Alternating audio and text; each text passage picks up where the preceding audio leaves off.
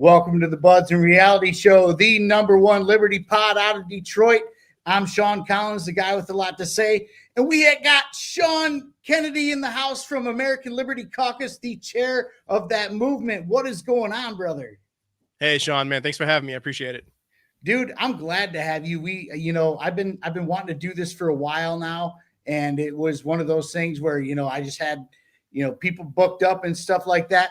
I did reach out to Dave a couple times when I had somebody fall through, blah, blah, blah, blah, say that 100 times. But, it was so funny because he would always say, I'm not that entertaining. I'm kind of boring. He doesn't give himself enough credit. He doesn't, but he should. He's a good guy.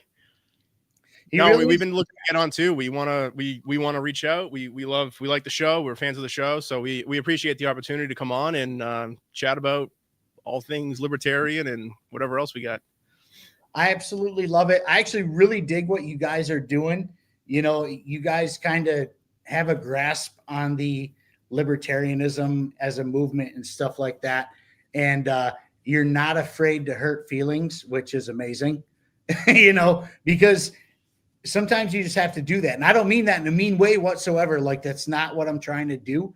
But there comes a certain point where, like, sometimes you just got to be, you always have to be very honest, but sometimes you got to be extra honest with people, especially in your movement, when they're trying to become our light or D-light, Right. Absolutely. And it's not about hurting the feelings, but it is about drawing a line in the sand on what you feel like the issues are and where you stand on them and sticking to it. And, one of my favorite things to talk about is weaponizing empathy. And I feel like that gets used against good people all the time. And we don't want to let that happen. So we have our opinions and we stick to them. And, we try to have good discourse with everybody as well. We try to be respectful and get our message out there as best we can.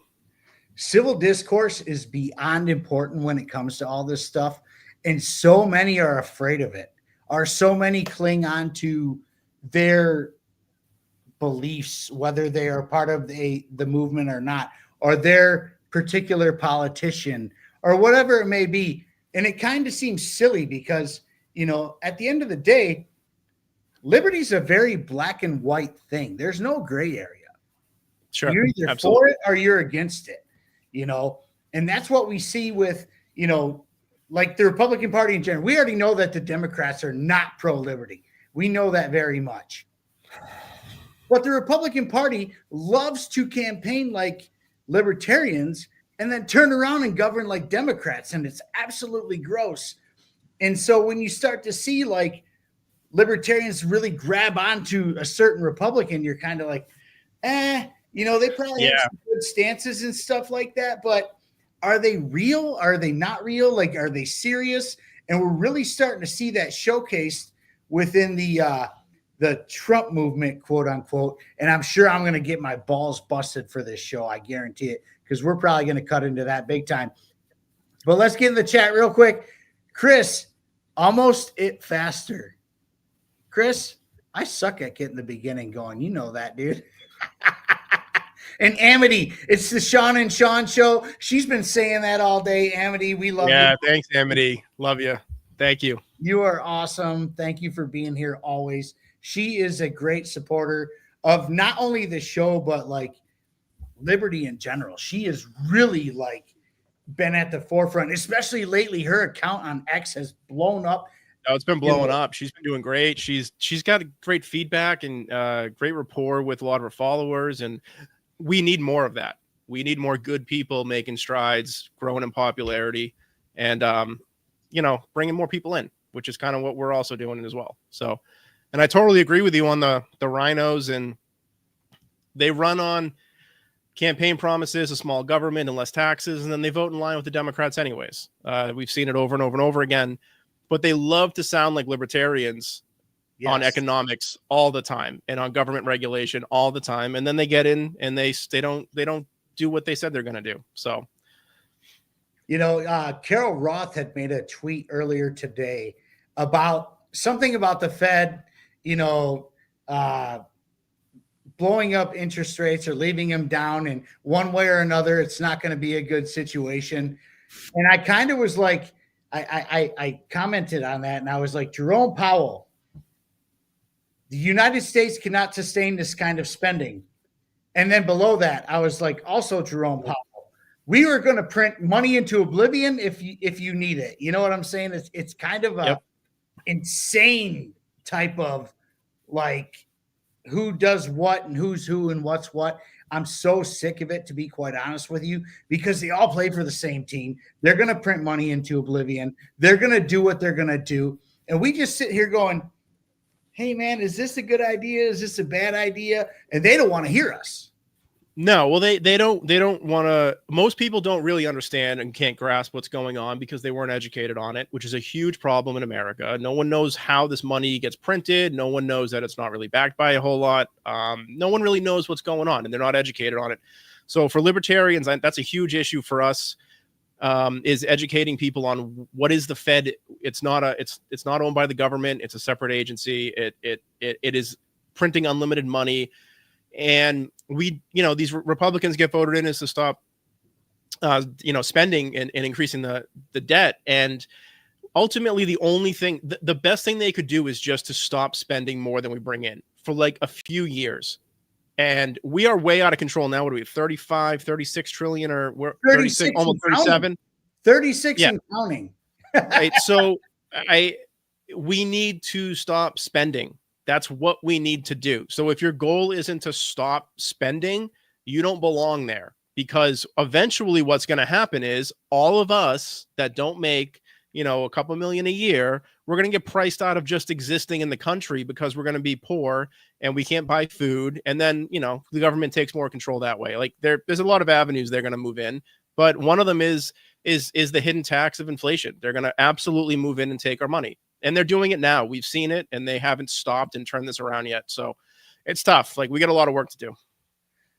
It's absolutely insane and acidine to see where we are headed and what is going on. Like, we literally have Donald Trump coming in as of January 20th, who says he's going to shrink government, and we're going to do all these things with Doge, and we're going to stop the spending and stuff. But hey, we want to acquire 2 more countries, one being very large, by the way, which is an oxymoron. If you're going to acquire 2 more countries, that requires more government. It almost sounds like a globalist agenda, really. Well, yeah, I mean, we combine entirety of people love this because they love the growth, right? They love the land growth of America, and they see that as a positive, because we've been taught in school and everything is how great the Louisiana Purchase was, how beneficial purchasing Alaska was, and some of that is at the time and was great for the country. But where we are right now in our spending habits, we can't afford to just go buy entire countries or assume entire countries' debt. We can't do that. So Greenland's a unique one. They're a little bit, they could be like a Puerto Rico situation, but Canada is a train wreck of a country right now. They are an absolute disaster. We do not want that problem. We'd have to nix their socialized healthcare, which most of them love and vote for. That's why Trudeau was so popular. They vote for the socialist programs. They vote for the socialist leaders. And the only way this kind of fallout with Trudeau's happened is it got so bad so fast that after him being in for almost, I don't know, over half a decade, he's gonna. Did he resign the other day? Is that where we're at now? Was it official? Right. So they're gonna get Pierre in, but Pierre's not like far right conservative, like no spending. He's still a Canadian, and he's still gonna have to work within the Canadian political Overton window, and you're not going to be able to just pull the rug out from Canadians on all their services. So their inflation is through the roof. They can't afford to buy homes. They can't afford to do any kind of luxury items. And we're going to take that on with our problems. Like, no, we can't do this. This doesn't work. Sounds like shrinking government to me, doesn't it? Yeah. Doesn't work. And Panama's concerning. That's a separate country with a separate culture. That's concerning. I don't want to see us using military and offensive maneuvers at all. So that's very concerning. I don't see a need to use military against Central and South America. Really, They don't have nearly the manpower that we have. So like, and what's the point anyways? You're going to start a war with some country? Oh, wait, never mind. The United States loves starting war with third world countries that don't have a military. I forgot about that almost. Oh my gosh. See Iraq, see Syria, see Libya, see all those countries that they've started shit with, and nothing came out of it just besides, replacing the Taliban with the Taliban. It's fantastic. If you notice, right, like the American public has lost the appetite for the foreign wars in the Middle East. Don't want it. We also don't want to go to a potential nuclear event with Russia in Ukraine. While people support Ukraine, they don't want to have this American forces on the ground there combating Russia. But what they've been doing is they've been picking away at concepts in South America for a little, and North America. For a little while, it was Mexico, right? Vivek was running on bombing cartels in Mexico. Mexico is very similar to Afghanistan. It's a country of valleys, and those cartels own valleys. So are we going to have a long-standing war with cartels? Are we going to be spending more money in the military-industrial complex gearing up to advance America south all the way to the Panama Canal? This isn't what we should be doing at all. We should be using diplomacy. We should be able to get access to Panama. I understand they want to block China out, which is a real big concern. But we need to be able to work with everybody in our hemisphere and not control them under our thumb. They should be free to act as sovereign nations. Why would they want to block China out when they're one of their biggest lobbyists? I mean, I don't know.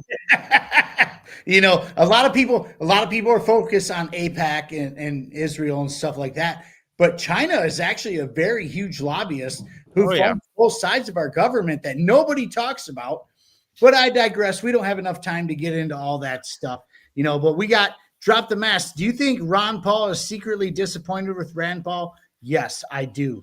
Because Rand Paul actually caved to PETA of all people. And so, and Rand's not his dad. Rand's not his dad at all. It's not even close. And then, Chris, you're not going to get me to disagree with allowing other territories to get some of our constitutional protections. You mean like the IDF, who is getting military benefits from the United States now? That's something new, but we can't get into all that right now. We are here for the American Liberty Caucus. My God, you are doing the Lord's work at this point because you're doing something different and you're the chair of it, and we need to talk about it. And we're going to bring it in right now. So the American Liberty Caucus is fairly new. When did you guys get started? So we had our first founding meeting in the end of June. That was post-convention in the Libertarian Party. And we officially formulated everything at the beginning of July. So we've been around for about 6 months now. Our initial intentions were we didn't like the party, the direction that the party was headed in. A lot of us got together. We wanted to maintain a lot of the values that we felt were successful. And we wanted to project a little bit of a different message because we are also looking long-term at where politics might be come 2026, 2028. A lot of us are more right-leaning, socially conservative people. And we don't want the government controlling people's social habits. We want society controlling them based on what society deems as good or bad. And you do that through disagreeing with people or not associating with people that you disagree with, freedoms that we don't really currently have at the moment. And we should have those. So what we want to do is project a more minarchist, constitutionalist version of libertarianism to bring in people that we're already seeing are kind of breaking off a little bit from MAGA in the GOP when they don't like what's happening. But a lot of those people do believe in small government. They don't want their taxes to be as high as they are or to pay any at all. They want their gun rights. They want the government out of their homes, out of their business, out of their schools, out of their doctor's offices. And those are all areas that we mesh on with people that lean, more conservative in the country. The Democrats, in my opinion, are very far out and very hard to reach right now. There are issues in libertarianism that they would agree with, but a lot of that tends to be like, drug stuff or gay pride stuff and things like that. And that's all fine for some groups that want to get into that. But what we are focused on is Getting back to as close as we can is the Constitution, explaining what a small government would look like, ending as much of taxes and regulations as we possibly can, and making sure you have the right to self-defense, as well as projecting, which I feel like is lacking in the Libertarian Party, is some family values. Like, we all have families. We're all parents. I'm a father of 3. Everybody on the board that we have is a father.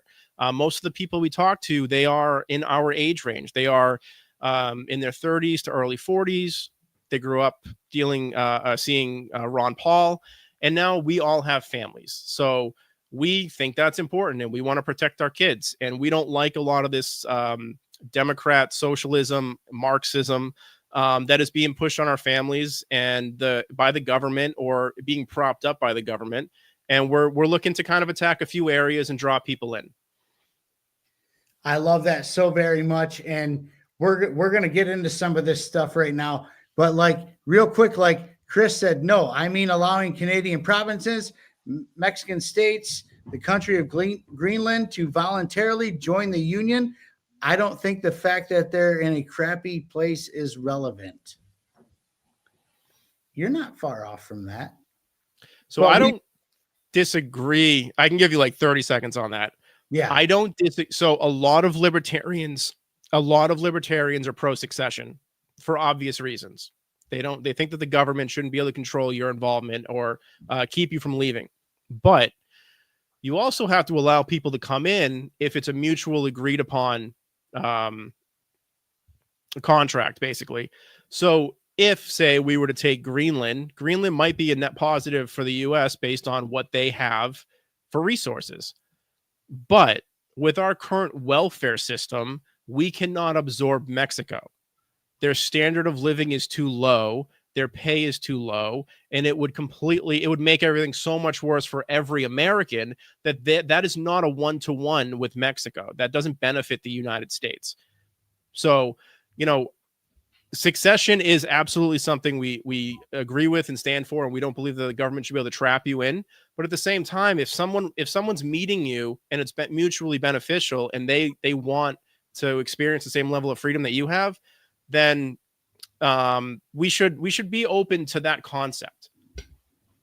Amen to that. Michael White for Arkansas. Michael White, I love you, man. That's my homeboy right there. Minarchism, constitutionalism, it's the future of the liberty movement, if there's a future at all. You are correct, agree more, my friend. You are 100% correct. Amity says, Sean in the LC is, I'm not seeing that. Ageist? Ageist? What did I say? Do you mean I said earlier. No, that's not what I meant, Amity. I'm old too, Amity. Stop it. We are all Gen Xers in this MF group.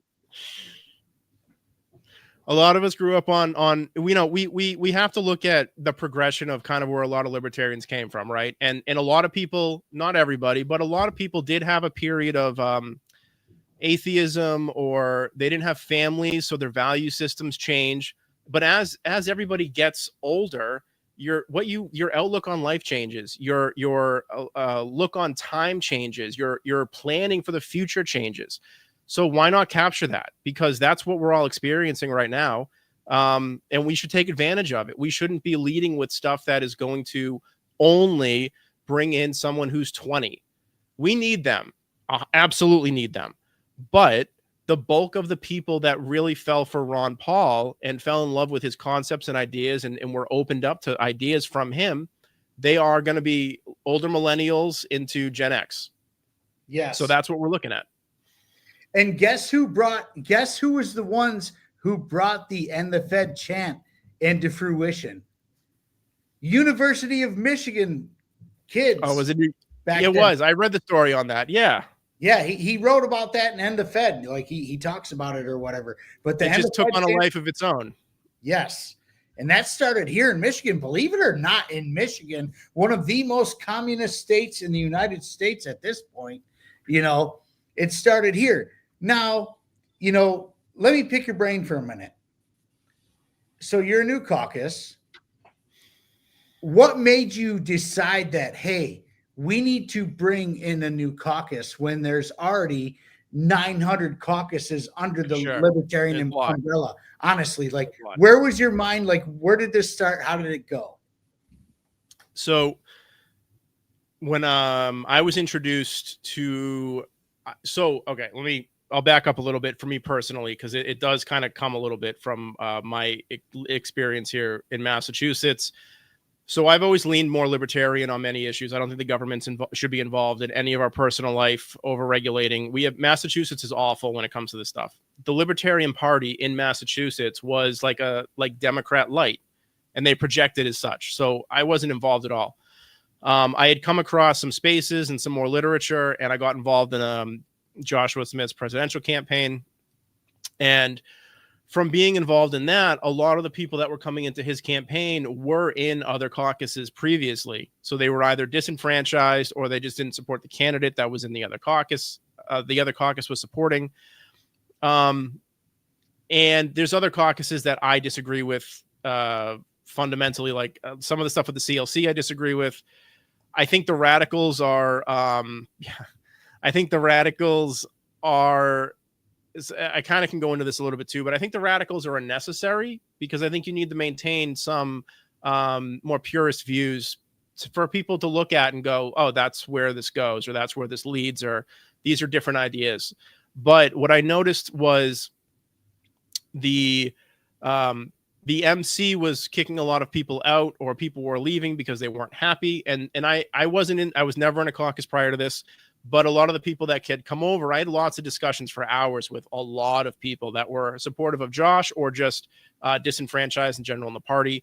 So when DC happened and we saw the outcome of DC, and now we've seen how that entire presidential run went, a few of us got together after the convention. We weren't happy, and we wanted to hone in on, like, how do we make a community within the party that will take people in, also take brand new people in, not be a gatekeeper, not gatekeep the ideology, because that doesn't help anybody. It doesn't help growth, and be more accepting of people that might not be full-blown ANCAPs, but yeah, they want to pay less taxes, and they want their guns, and they want the government to leave them alone and be out of their health care. So it really stemmed from trying to, it does fill a bit of a void with the constitutionalist minarchist perspective. I appreciate the ANCAPs. I don't consider myself to be one, but I think that they're necessary. And I also think the road to ANCAPistan, for lack of a better term, is through minarchism. I don't think you can leapfrog other areas. I don't even think you can leapfrog classical liberalism to get to ANCAP. And we're not there either. So, we have to remove a lot of issues with the state, but our goal is to grow the party with the right groups of people, both ideologically and culturally. And we saw kind of a void with the way things had happened, and we've seen a lot of people that are very uncomfortable and very unhappy with the way and the state of the party at the moment. So that's kind of where we kind of fell in. That's where we felt we were best needed, and we could provide the best service to the party. And we also want to focus locally. We have a lot of stuff that we want to branch out to as we grow. So our current stage is growth, but we want to get there. We see a lot of problems, and that we want to help. We want to make things better. So that's where the caucus comes in. You really just brought it home, where you said, and I've said this a million times in my own words, you kind of have to stop at Libertarianville to get to ANCAPistan. We cannot go because I am a very radical anarchist. Very. I don't see a need for a state at all, but I also understand, we cannot go from what we have today to ANCAPistan, because it would be catastrophic. It would be terrible, and people would probably die, most likely, because there's so many people who still rely on the state that you can't just cut them off. No. If you want people to suffer and die for your own political ideology, you're not a real anarchist or an ANCAP. There's a very real thing where you don't want people to be hurt, when it comes to anarchism. It's do no harm but take no shit. So don't do harm to people just in order to take no shit. We have to have some sort of, in between before we just get rid of the state completely. Right. And I don't think that a lot of people that I've seen, at least online, not so much in person, but a lot of people that I've talked to online, at least, is they don't care about the cost of life. They just want to see what their version of the world is that they see that's best, and the consequences of getting there they're irrelevant to them. And I don't think that that's how we should go about this. I don't think that we should push for that. And really, what we have a big issue with culturally in the U.S. is a complete lack of agency for individuals. They don't want to take care of themselves. They want big daddy government to do it for them. And they don't know what the world looks like without that. They've never experienced it. So I really do think that, you know, there are steps to get there. And like I said, we have ANCAPs. We have a bunch of ANCAPs. We get a lot of ANCAPs. I get it. I do get it. And I think that I could survive with my family in that scenario and be totally fine. But we also have a globalism aspect to where we are in the world and technological advances. And, you know, we can't have a lot of ANCAP communities and expect to not have maybe conflicts from other countries, or like there's a lot of other stuff that people don't want to really talk about that would affect the community if it were to develop. And what I think is we get to minarchism as close to that as we get to constitutionalism first, then we start even breaking the government up further.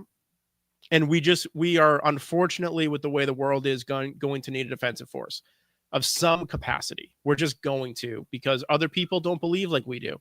But when it comes to getting there, we need to show the world that it works. We need to do similar to what Argentina is doing right now. We need to show that this works. We can cut these services. We can grow the economy. We can be successful, and other people then can look at examples and follow.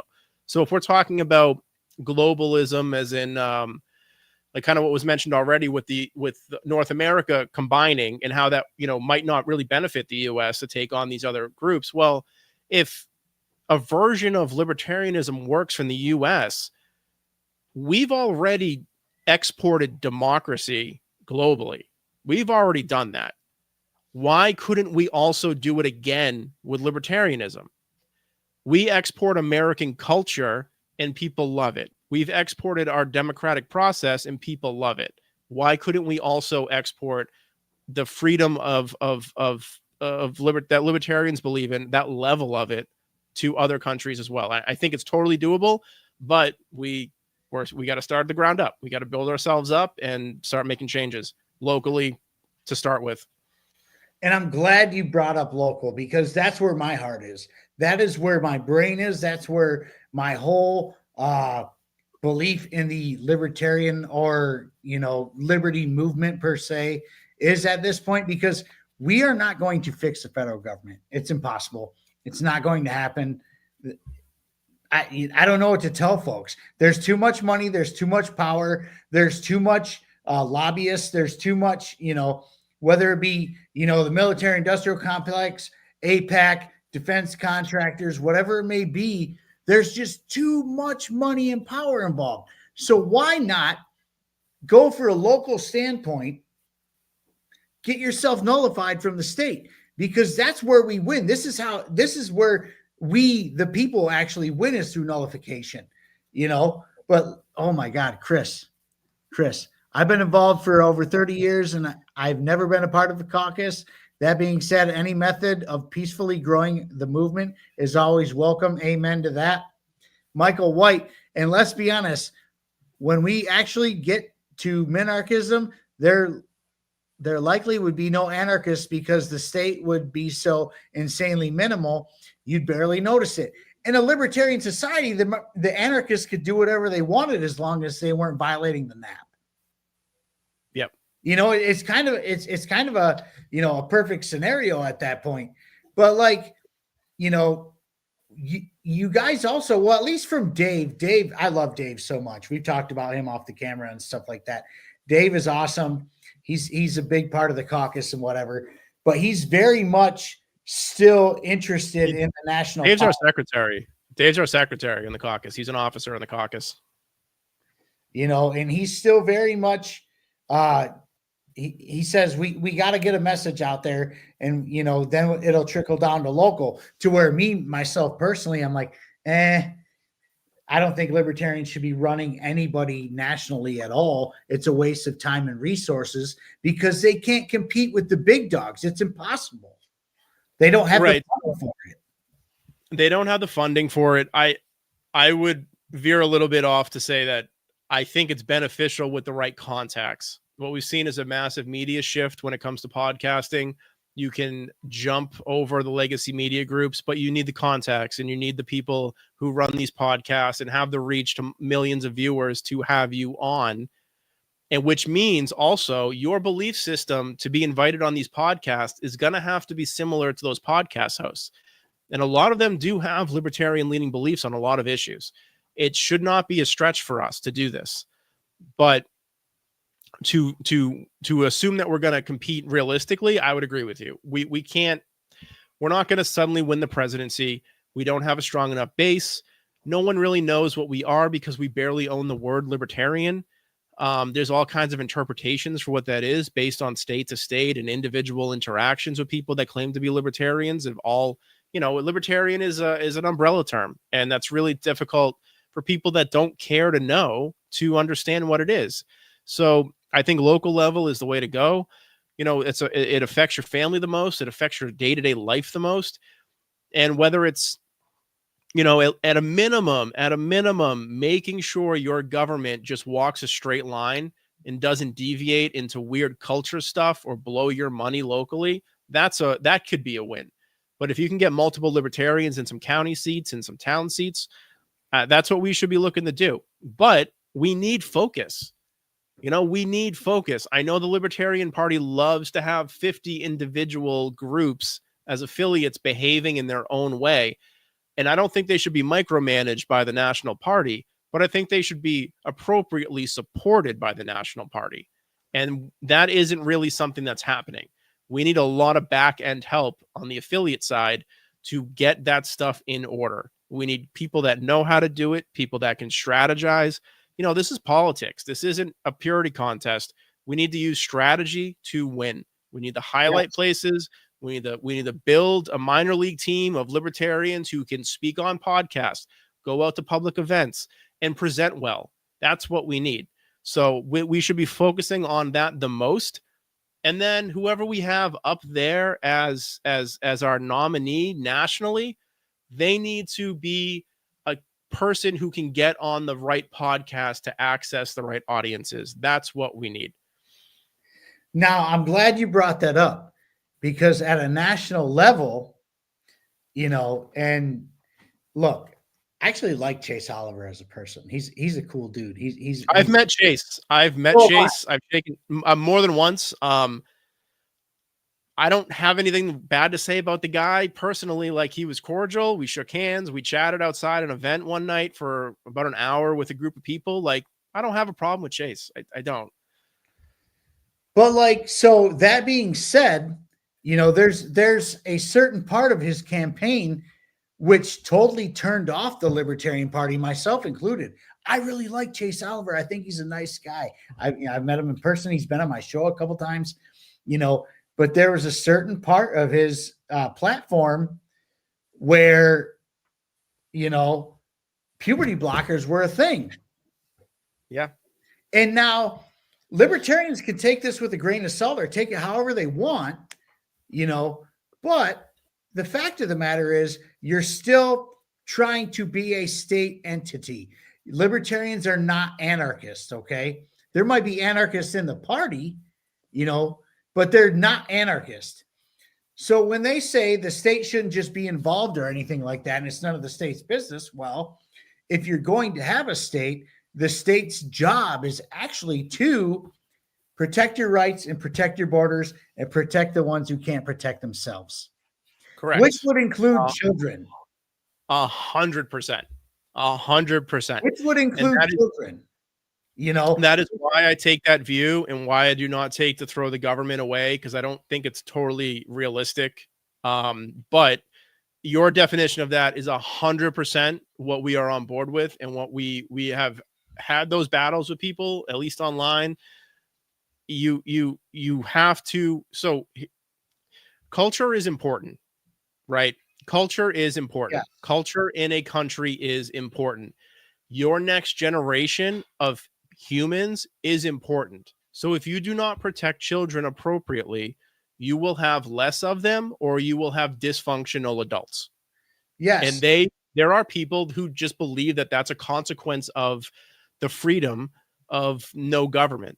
But we do have a government, and we do pay taxes, and that government has expected to do certain things. And some of those things are to protect our borders, like you said. But when it comes to children, a lot of people want to believe that they're going to protect the children in their communes and communities, but you have to still have the same investigatory processes. You need laws or rules or something to abide by. Not everybody's a good person. Just because you and I aren't going to harm children doesn't mean people don't harm children. We know that they harm children. It happens, unfortunately, all the time. So we should be doing what we can to protect children who can't protect themselves. Okay. This isn't a hard thing to sell, in my opinion, to most Americans, especially Americans who have families. Because if you look at what happened with the COVID jab, a lot of American adults took it, but they didn't give it to their kids because they didn't know what it was going to do to them. So they weren't sold on giving it to their children. People will protect their kids. Okay. This is a line that is drawn. This is why there's so much pushback on this topic. And I think what we realized during this this presidential run was the base and the donors don't support a candidate who is not a hardline issue as a no on those topics. I mean, I'm not. I know that I'm not. I know many people that aren't. And I think that we saw that it's a turnoff for the voters. It's a turnoff for the base.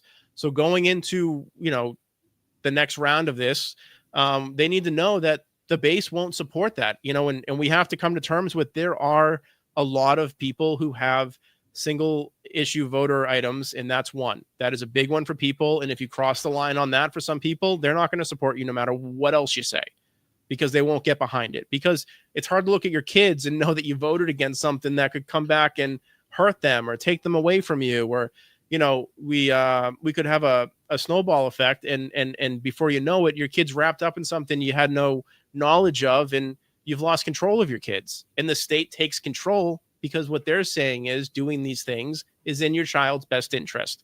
So we take a hard stance on that, for sure. That is something the caucus takes a hard stance on. I'm not ashamed to say that. And I think more libertarians do actually agree with us, whether they're vocal or not.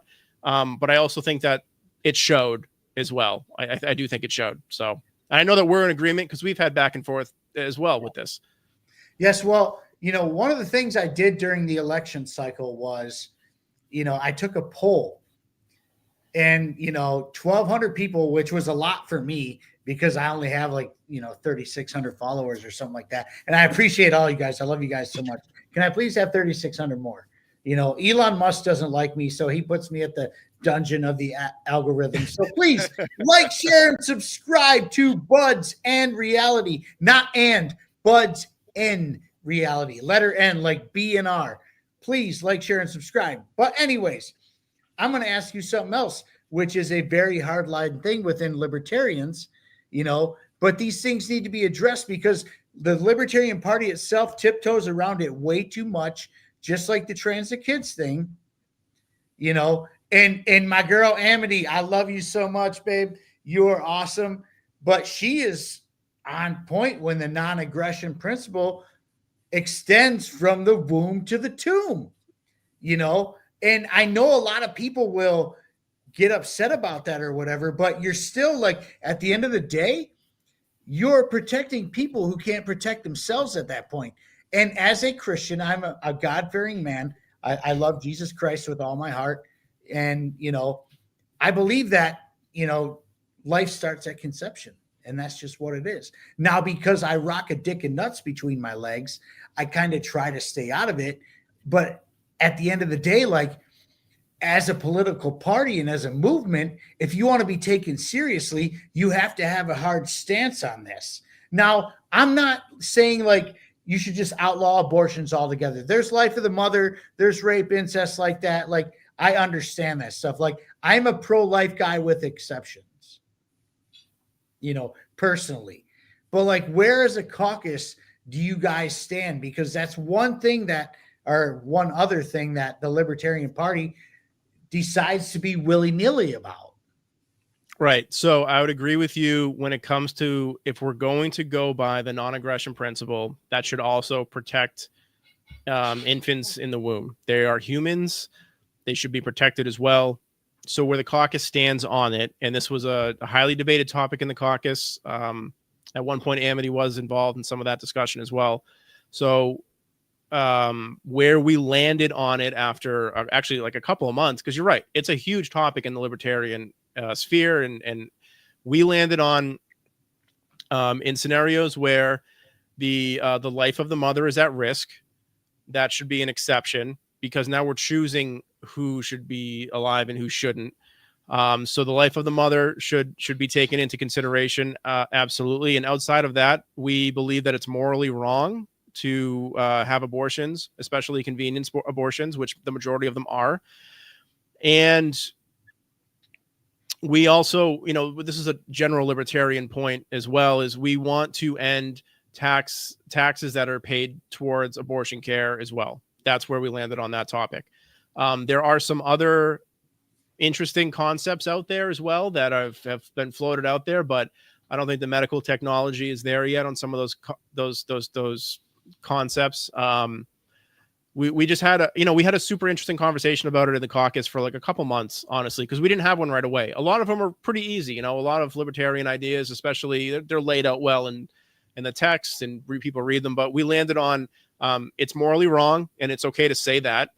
And with the exception of the lives of the mother being in danger, we need to start handling this differently. We as a culture, we need to handle this differently. We shouldn't have a pro-abortion culture. That's not a healthy culture, especially in today's age with either birth control or we have issues with families forming and not people not getting married, and there's like all kinds of other social aspects that the government shouldn't be involved in at all. But because culture is important, we still have to have that discussion as to what is important in a society that functions well. So the stance on it is we do not support abortion outside of if the mother's life is in danger. That's the stance of the caucus. And then the taxes and everything else that tends to be a libertarian topic goes into it as well. Chris says you don't have to have a stance on that. Chris. No, you don't. You are correct, Chris. But for somebody who is looking for something different, coming from either the Democrat or the Republican Party, saying, nah, I'm done with that, like the rest of us were, because none of us were born libertarians. Most of us didn't even know what the hell it was, until we got older or whatever. It seems that we should have a stance on that for outsiders coming in so they can make an educated guess on their own. That's kind of where I'm at with that stuff. It's not about like, we have to have a stance on it. Like, of course, I don't want the government dictating anything ever. But I also think if you're going to have a government, you should protect the people who can't protect themselves. And so, Chris, you're not wrong, but we also have to have a stance on things that are important to outside voters looking for something different. Otherwise, they're just not going to come here. Right. And that was an issue we had very early on. We didn't have that in early on, and we decided to add it. We actually decided to not put it in at first because we had different opinions on it, and we were able to come to an agreement eventually. But the thing is we are trying to attack libertarian focused issues. And while that issue is important to many people, other people it's not as important to, where they don't feel like it involves them personally. So, we actually do try to focus more on the libertarian stuff, as, my right to self-defense, my right to not associate, my I don't want the government in my house or involved with my family. So let's say you were to come over to the American Liberty Caucus Discord and hang out. It's not like it's not a contentious topic that we butt heads on, it's actually not really discussed. And we have a lot of people, like I said, we have people that are ANCAPs, and they're okay with shifting over. We have people that are classical liberals that are okay with shifting a little bit as well. And really what the ultimate goal is to affect the party in the correct way, to see us advance in the correct manner. That's what the actual goal is. So I'm the chair. I will tell you that on all of those topics, I can probably find things myself that I don't 100% agree with, but those were topics that were discussed in a group setting. We were able to come to agreements on where to land on these things, what was beneficial to us, and that's what we went with and we thought was best. So we are on board with anyone and everyone that wants to be involved and be positive and and help us move this forward in the right way. That's really what we want. So I don't want to get hung up on those things, but like you said, Sean, people care about those specific topics, like the trans kid issue. People care about it, and they want to know what your position is on it. So unfortunately, we've had to have those kind of uncomfortable conversations about what do we do, where do we stand, and is there data to back it up? Is it a belief system? Is it something we feel like libertarians should, if I lived in a society that was an ANCAP commune, is this an expectation I would have in that scenario?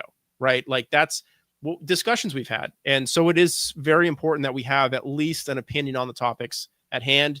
And we don't expect everybody to sign off 100% because it's not realistic. We're too individualistic in the party to do that. Nobody's going to agree with their political party 100% unless they're cultists. Like you see that a lot with the MAGA movement and within the Democrat Party or whatever. Like a lot of them are cultists, and whatever these clowns say is gold, But we got freedom uncut. People don't understand what a Democrat or Republican are. Teaching libertarianism is tough to a large voter base. It really is, because it's ultimate freedom, and people have never seen that or know about it. So you are 100% correct, Free. And real quick, oh my God, I got to go through these. Oh man, I'm missing some. Oh, there's a liberty argument either way from Chris. So why alienate a bunch of other liberty-loving individuals with a hardline party stance? It's not about alienating. It's just, if you want outsiders to come in and take you seriously, there has to be a stance on certain things. It just does, because most of these people who are on the outside looking in from us or to us, their parties have stances on this stuff. They, right. And it's all about being taken seriously instead of just being like, hey, it's a fucking free for all. We're just going to let people do whatever they want, because that's not how you're going to get people involved. No. And that's what's been done. And that loses 100% of the time, because you have nothing to back yourself up against when people do ask you hard questions. When you say it's a free for all, there's nothing there. So I'm not, though what I'm talking about specifically when it comes to like that topic with abortion is that's the caucus position. That's not, we aren't pushing a bylaw with national to do this. We're not even remotely close to being there. But what I would like to see happen is, and what I kind of said before is we are looking at it is morally wrong. So even if the law doesn't change on it, like let's say you don't think the government should be involved in the healthcare aspect and they shouldn't do anything, we should be able to not associate with groups and not pay taxes towards groups that are in favor of that, like Planned Parenthood. We should not be paying taxes to fund those groups. That's at a minimum, and that's how I would sell it to most people. Honestly, I wouldn't get into the timeline. I wouldn't get into the weeks, because there's some data that shows what Americans kind of agree on. Most people don't want to even be involved in that discussion, but the agreement is somewhere around the 26, 24 week mark or something like that. That's not even a hard line stance for people. So I'm not pushing the party to change anything, but we've been asked, and our base in our caucus agreed. We have a lot of Christians in the caucus who would want no budge at all on it, which I understand from a religious perspective. Like, I get it. And there are other people that would want to give a certain amount of weeks to, a heartbeat, or, the arguments we hear for it.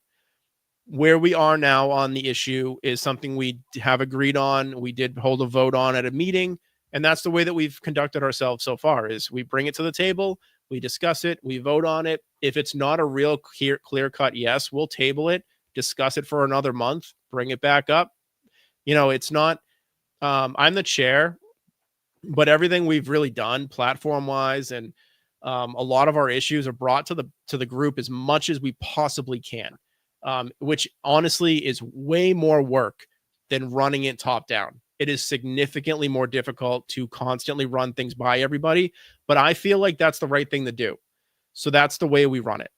And everybody is as involved as we can possibly make everybody. And in the off chances we make a decision at the executive committee level, believe me, even the other guys in the XCOM are not on board with just running it top down. We are very concerned about how that is perceived, and we are not running the caucus from the top down in that manner because we've also seen that not work.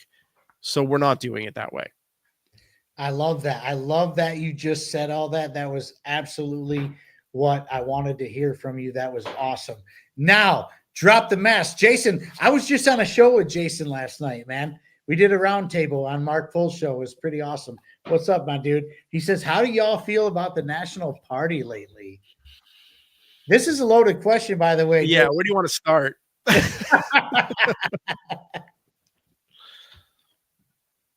Go first. Oh boy. So the National Party's in a tough spot.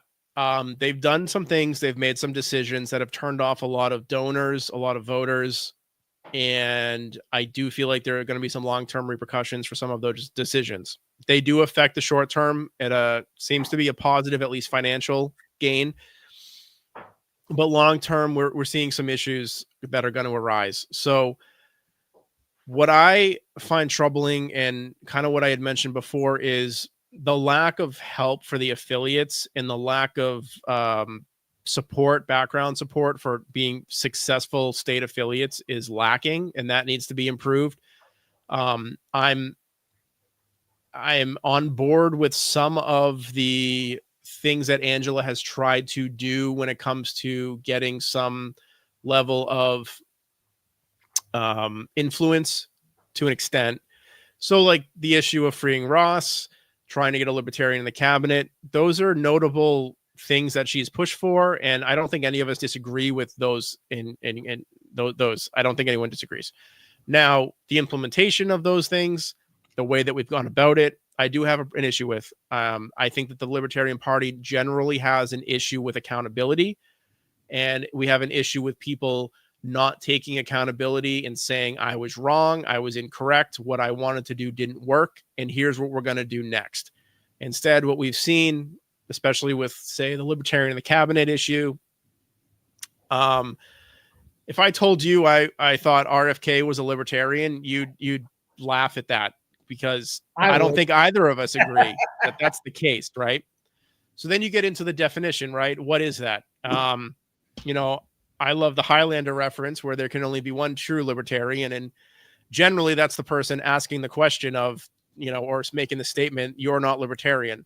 The only people that are really confirmed as libertarians are the individual thinking who is libertarian. So what I want to see is more accountability, and I want to see the party focus on party issues, not be wrapped up in this so-called kingmaker strategy. And I would like to see some positive growth in the party, which I don't think we're seeing right now either. And you kind of just hit the nail on the head once again. I look at it like this. The caucus of the decentralized revolution all of a sudden jumped into this national thing and built a coalition, which I'm down with the coalition things, and I'll plug my sponsor in a minute because that's part of all of it. But, the coalition itself was a big deal, and on paper it sounds really good. But if you make a deal and promises were made and promises were not kept, why are you staying quiet about the promises that weren't kept and doubling down saying, RFK is this libertarian because he signed a lifetime membership. Look, y'all, the only reason RFK signed a lifetime membership was to get involved with the LP for fundraising. That was it. There was nothing else about him that is libertarian. Nothing. The guy was bad about guns. He's a climate freak. He bows down to Israel, which is all the things that are anti-libertarian. And that's another thing that drives me crazy about the whole thing. Some of the libertarians who have been telling you Israel is bad for this, that, or the other, all of a sudden endorses the Israel First candidate who filled his cabinet with Zionist cucks outside of like a couple people. Right. And, we could still get something out of it without riding the line the way that you just described. I don't think that the position of the chair should be to, first of all, the position of the chair should be to call balls and strikes as we all see it. Right. Yeah. There is going to be some fluffing by the chair, but when you're wrong or it has not come to fruition, you got to own it. And that's okay. Like, we know you're not in control of it, but own it. And it's become a bit disingenuous when you tell the base this person fits the description of what you intended when they don't, because that means anyone that just pays dues as a libertarian. And on paper, they paid the donation fee, but you open yourself up to some other concepts that I can get into with something with the caucus as well. But not everybody should be counted equally as libertarians within the party just because they paid dues. There should be some, I'm not saying you have to like provide any services or anything like that, but if you have other affiliations to other groups, that should be taken into account for how your stance on the party is. And RFK paid his lifetime membership. He's getting his benefits from it for sure, but he's not I have not talked to a single person that's like, he's a libertarian. That's it. I haven't seen it. So I would like to see some changes with that as well. To start, we have accountability issues. We do. And we got some national accountability issues. And we watched a bunch of people in different areas after that convention have accountability issues. And it was just a lot of disgruntled people that weren't behaving as adults in a professional manner. And we gotta improve on all those. We really do, because it's going to benefit us in the long run if we do improve on those, because leading by example is what we need.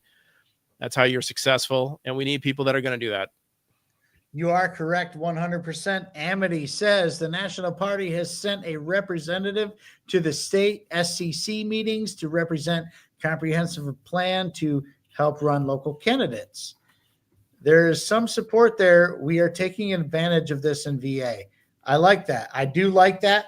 I just wish that, more people in the Mises Caucus would come out. I love the Mises Caucus. Like, I really do. Like, in Michigan here where I'm at, I ride with those guys. Those are my people because they're the ones who invited me to stuff and just, I built relationships with them. Okay. But it's sad to see that a lot of, and I'm not saying the Michigan guys at all, because I've talked to a lot of them, obviously, in particular, but it seems that in general, the Mises Caucus is not saying anything about Trump not living up to his end of the bargain. And most would say, well, what are we supposed to do? If we say anything, he's not going to free Ross. And I'm not too sure he's going to do that anyways at this point. Right. So what I would say is, I'm going to get in touch with Amity over that, because I'm curious to see what that is, because I'm also on a state committee for Massachusetts. I'm the comms director for Massachusetts. We just went through a project decentralized training, and there were some holes in there. So my intent at some point after we check a few more boxes off in the caucus is to provide some information and to fill some of those holes and sort out where we actually need to focus on, because I just went through the training for it. And I wasn't the only one with this feeling that left that going, what do we do again? Or what do we do first? And from being in a leadership role in more than one place at this point, when you're giving people information and those people aren't very sure of how to implement it, you do need to provide a level of handholding. And that isn't a negative to the people you're giving the information to, because they're well intended and they want to help and they want to be involved, but people don't know. And if you're able to provide that information and alleviate some of that stress that they feel when they don't know, or some of that anxiety that they're going to make poor decisions, and assist them the right way, that's what we should be doing. So having recently gone through that, there's definitely some stuff I can pick apart that I plan on doing. But I'm curious to see what services they're getting in Virginia, because I know Massachusetts, we are in a building phase for multiple reasons. We've had issues similar to Michigan with splits and delegates and all kinds of fun stuff. So what I'd like to see is some more support, or directed support, and as much time as people can allot for party stuff, is we need to see people involved as much as we can. So that's kind of where that lands. I see a few different sides of it because of my involvement. I try to be pretty heavily involved locally, and the state and the caucus as well. So I'm the comms director for Massachusetts. I'm also my local county chair. So I've tried to get super involved as much as I can everywhere. And Massachusetts is growing and we're making progress, and we have some great plans in place that we've been able to start to implement, which I'm super excited about.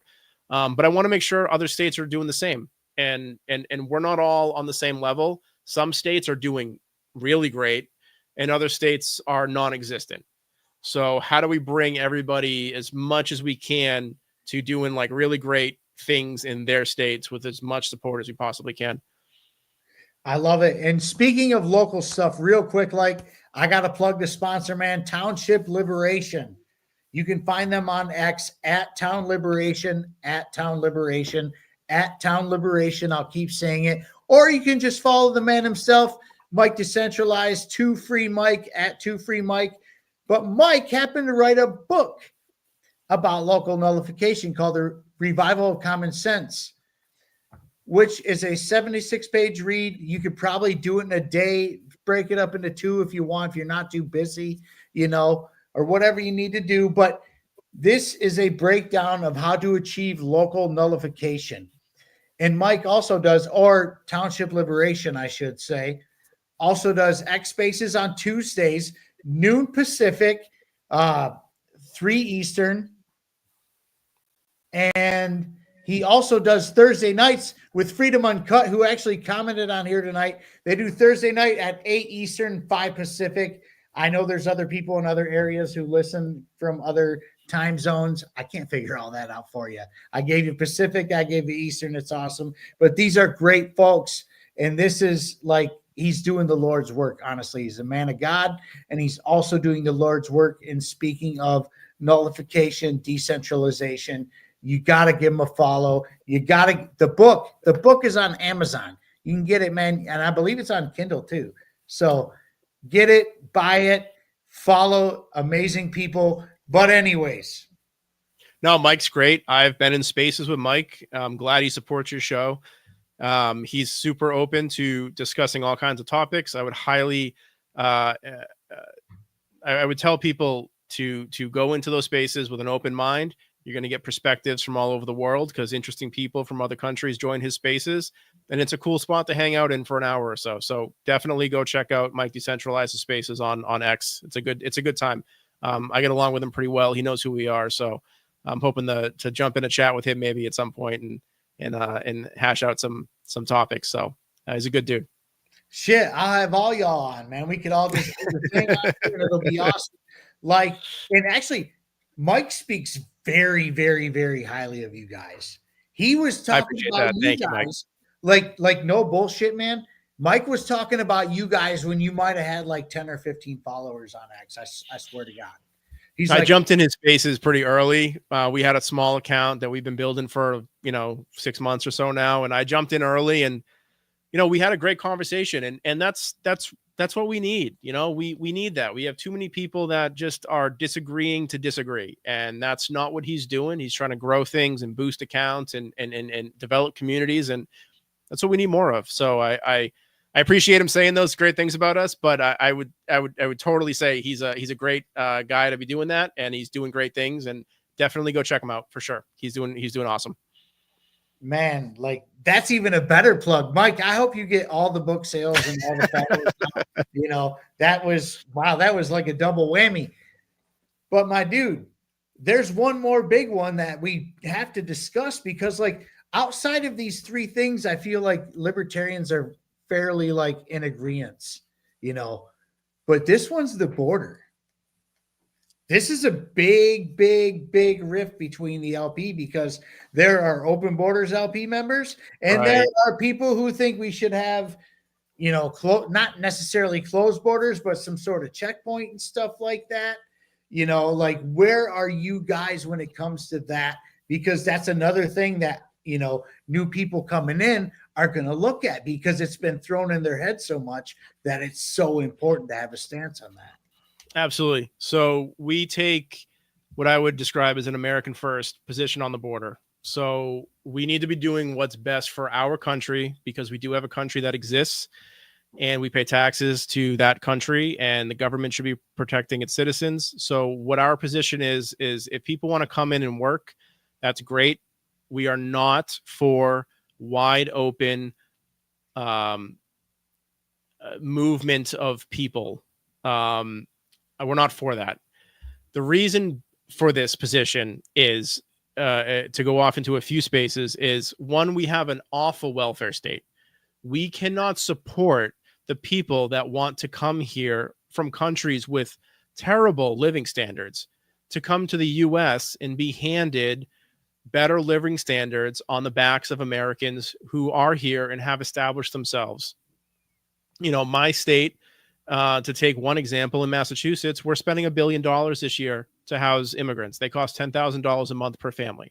Okay. So that's a blue state, very blue state. And that's what they're doing, and they're getting pushback. So as a caucus, we do not believe in completely open borders. It's not a functional concept in today's world. People are able to move. And we've seen with these NGO organizations, they have no problem flooding the country with people. And it's not that I think that these are bad people. It's not that I even dislike their cultures, because some of them have fantastic cultures.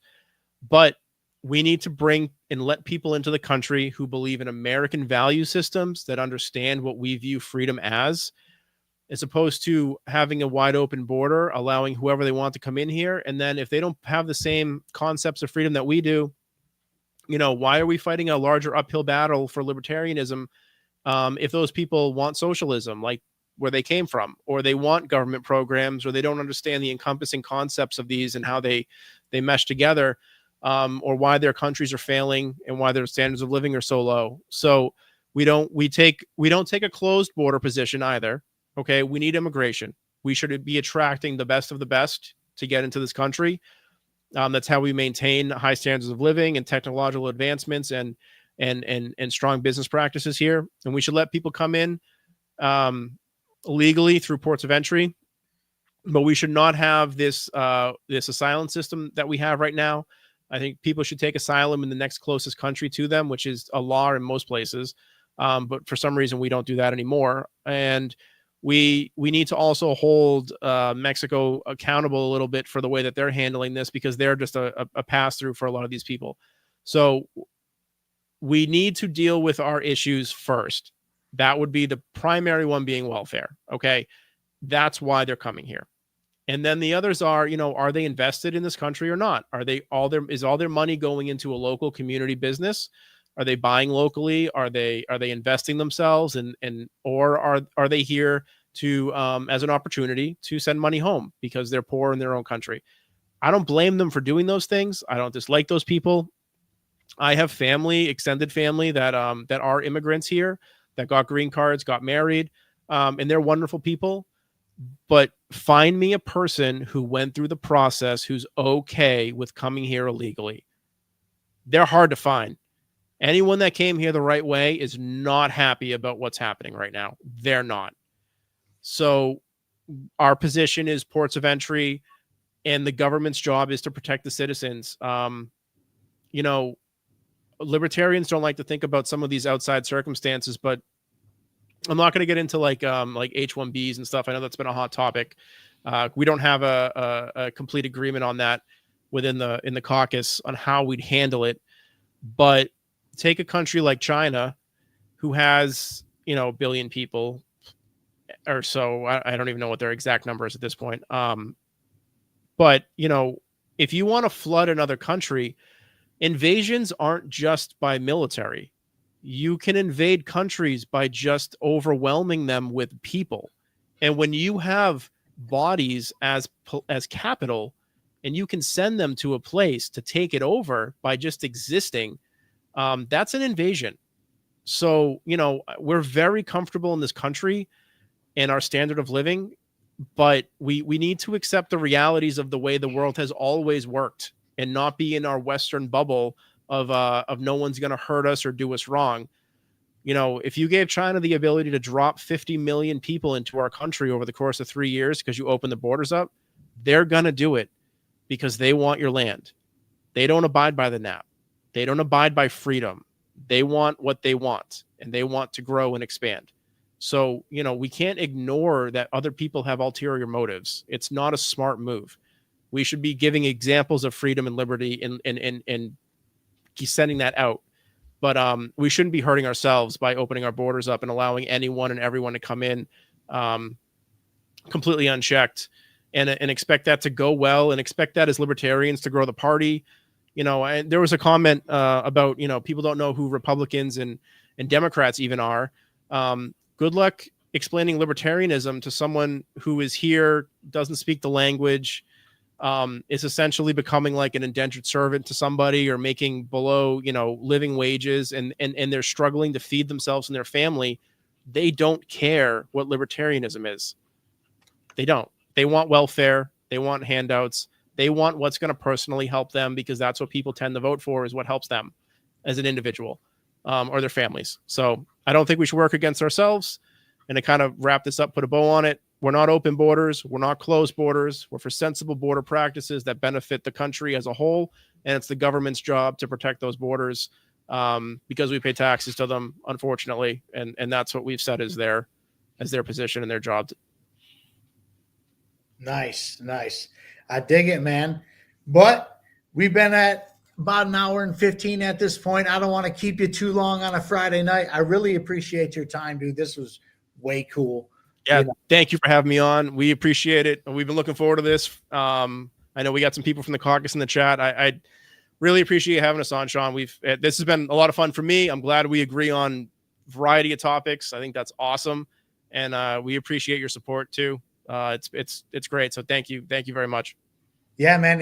You want to plug anything before we go though, man? Plug the caucus, plug yourself, whatever you got to do, man. So check out our X account. It's AL Caucus.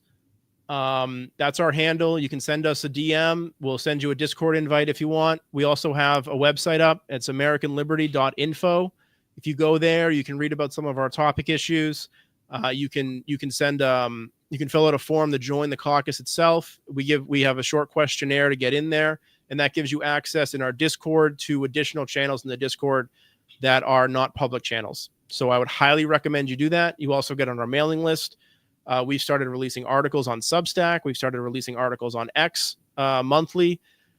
And, we're looking to table conventions. So if you like anything that I had to say tonight and you want to support us, you want to table a convention, you want to join the Discord, we want to grow this. We want to be successful. We're in the middle of putting materials together for conventions around the country. We are into convention season for the Libertarian Party. So we want to make sure we get the word out. So if you like what you see, you like what you hear, or you just want to hang out in the Discord with other libertarians that, you want to shoot the shit with, by all means, please come over. We love everybody from all ideas and concepts, as long as you're respectful and you want to have good discourse. That's all we ask. So if that's you, come on over. We'd love to have you. Man, perfectly said, man. I dig what you guys are doing. I wish you, the best of luck and whatnot. But until next Friday, y'all, peace, love, and liberty. Be good. Thank you.